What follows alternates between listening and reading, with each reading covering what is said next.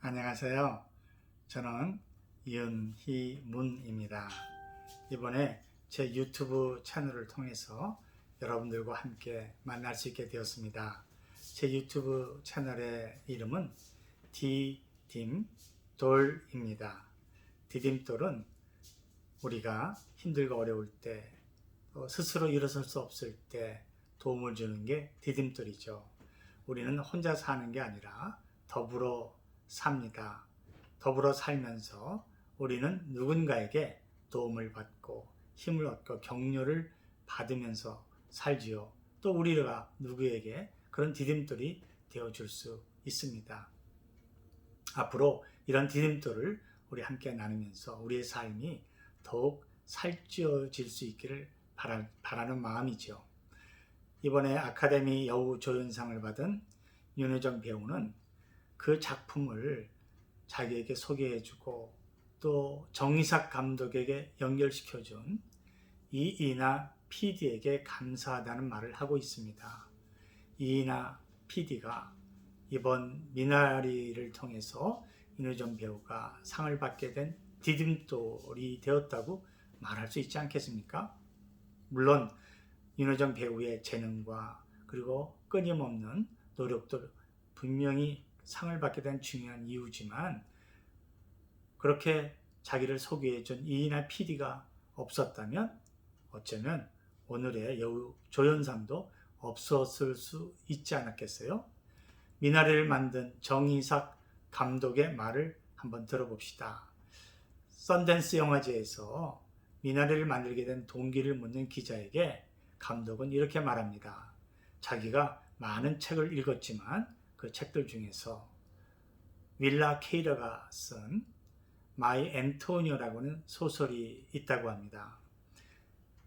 1900년도 초에 미국 네브라스카주의 유럽에서 이민 온 어느 농부의 이야기가 소설의 주제입니다. 그 소설에서 나온 말 중에 하나인데, 우리의 삶을 살찌우게 하고 보람있게 하고 그리고 새로운 기회를 줄 수 있는 그런 동기는 누구를 부러워하거나 동경하거나 또 감탄하는 데 있는 게 아니라 어드마이어링이라고 하죠. 물론 그런 것들이 우리에게 도전을 줄 수 있겠지만 사실은 어드마이어링이 아니라 리멤버링이다. 기억하는 것이다. 항상 기억하는 것. 그 기억 속에서 나를 새롭게 찾을 수 있고요. 그리고 새로운 기회를 얻을 수 있고 내 속에 잠들어 있던 잠재력을 발견할 수 있게 된다는 이야기를 이제 읽게 되었습니다. 정의삭 감독은 그 소설을 통해서 나에게도 그런 기억이 있구나. 어린 시절을 기억하고 자기가 살아왔던 이민의 삶을 돌아보면서 미나리라는 작품을 구상하게 되었다는 것입니다. 미나리를 통해서 정의삭 감독은 자기의 기억 속에서 다른 사람들과 나누고 싶은 그런 이야기들을 찾아냈던 것이죠. 많은 사람들이 책을 쓰는데요. 그 책의 책머리, 우리가 보통 액날러지먼트라고 하거나 아니면 책 뒤에 쓰는 말 중에서 작가들은 자기가 책을 쓸 수 있도록 도와주었던 사람들의 이야기를 많이 합니다. 이름들을 하나하나 열거하고 있죠. 뿐만 아니라 상을 받게 된 이번 아카데미상 수상식에서 시상자들은 누구든지 어떤 상을 받든지요. 사람들은 자기가 상을 받을 수 있게 해주었던 사람들의 이름을 많이 열거하죠. 어떻게 보면 시간이 모자랄 정도로 사람들이 많이 있습니다. 그런 만큼 저 여러분들의 삶 속에서도요. 내가 나 자신을 돌아보면 오늘의 나를 있게 한 사람들, 사건, 환경들이 있지 않겠습니까? 알게 모르게 또 기억했지만 지금은 잊어버리고 있었던 것들이 많이 있을 겁니다. 최근에 베스트셀러로 잘 알려진 탄금이라고 하는 소설이 하나 있습니다. 이 소설은 이조 시대를 배경으로 한 소설인데요. 작가는 장대다해 작가는요, 이렇게 말합니다. 자기가 탄금이라는 소설을 쓸 수 있게 해준 동기가 1980년도 초에 프랑스에서 일어났던 사건이 하나 있는데 어린 소년 하나가 실종된 사건이었습니다. 그런데 나중에 그 실종된 아이가 돌아오는데 그 아이가 실제 아이와는 다른 사람이었다는 사건이 있었습니다.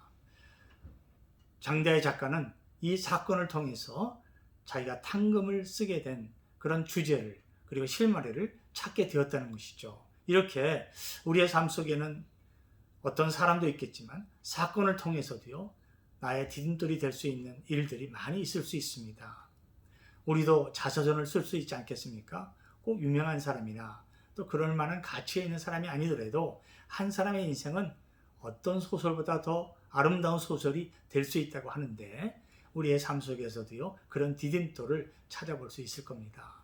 어제 있었던 일, 10년 전에 있었던 일, 오늘의 나가 될 수 있었던 어느 한 부분의 삶 속에서 나에게 힘을 주고 또 기회를 주었던 사람들과 사건이 있을 것입니다.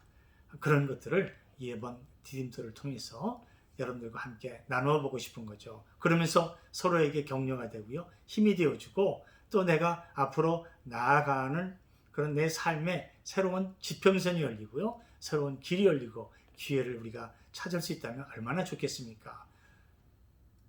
모차르트가 우리에게는 잘 알려진 천재적인 음악가입니다.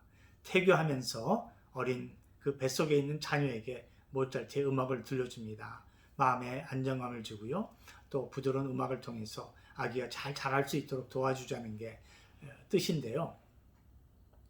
그런 모차르트의 음악을 우리가 들으면서 저 여러분들도요, 모차르트의 자장가를 많이 우리가 부르고 또 우리 어린 자녀들에게, 아기에게 들려준 경험이 있지 않겠습니까? 그런데 과연 그런 천재적인 음악가 모차르트에게도 디딤돌이 있었을까요?